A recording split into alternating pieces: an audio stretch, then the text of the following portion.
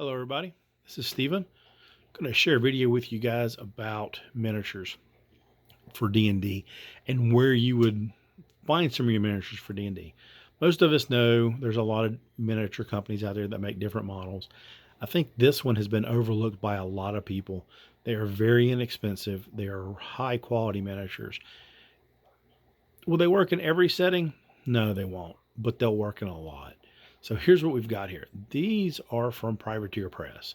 Privateer Press makes a few different games.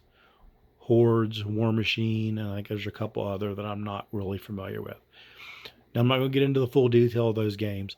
I like their games. I think they're really fun. And I'm going to do a video on other models I picked up for their line of games.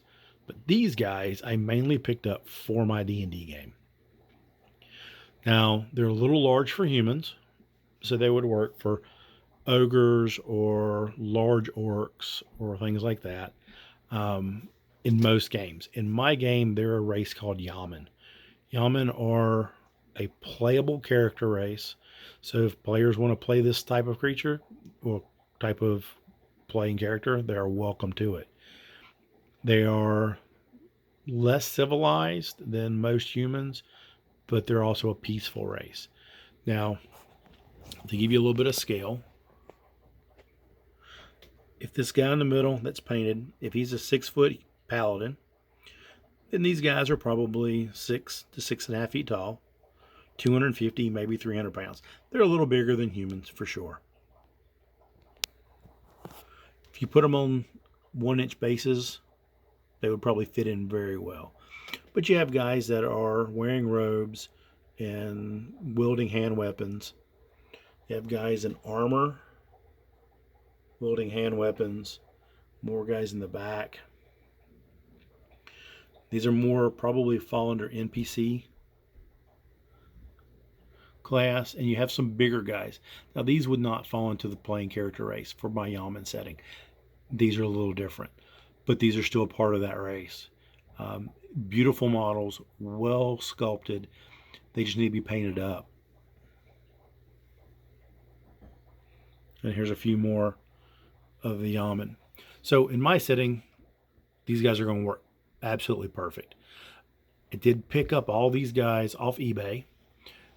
I think there were 2 or 3 lots of miniatures to get all of them, and I have $45 in all of them. And it's what, 20 to 25 models for 45 bucks? So it's not even $2 a piece. Great deal for D&D miniatures. Now I did have to strip some of them off, strip the paint off of them, and I'm repainting them, which I'm going to do a video on the painting of them as we go along, but that's for a later date.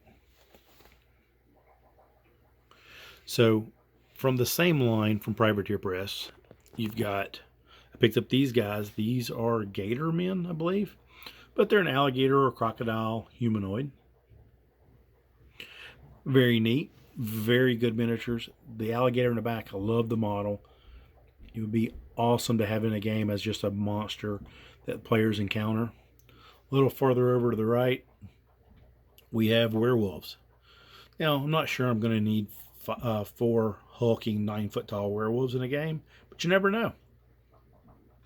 So, and I got them as a lot. They do need to be stripped and repainted, which is no big deal. This is a paladin here in the middle. Again, if he's 6 foot tall, these guys are big. So these are a little bigger. This would be more of your monsters and your roaming beasts and things like that. This guy here, this guy right there, is a wooden construct. So again, a wooden construct for your D&D game. And a little farther over, you have a druid. You have these little runic stones. For hordes, these are all have special rules and things like that.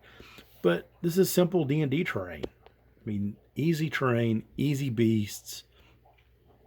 I think out of all of these models, I might have $65 in all of them, including shipping. Very inexpensive, very good, high quality miniatures. Do they take a little bit of work? Absolutely. You do need to clean them up. You'll strip the paint off of them. You'll prep them. You'll repaint. Clean up some mold lines that maybe the other guys didn't do. Not a problem. But, I mean, there's, I don't know what, 40 guys here. Great source of D&D miniatures and monsters. Now, for your playing characters, maybe not so much, but I have options for those as well. So, if you guys have questions, if you have questions about Hordes and Warmachine, let me know. I can answer those. If you have questions on how these are going to set in my setting, which are Yaman, let me know. I have created a backstory, a society for all of them, and I have a whole ecosystem for all of this stuff set up in our campaign. Now, when it comes to painting them, I am going to be painting these guys, clean and posting videos on all of that. So if you have questions for that, feel free to post them. And that is it for now. Now, I have a lot of other sources for miniatures that I'm going to share, but this is just the getting started part. So if you have questions, let me know, and talk to you later. Have a great day.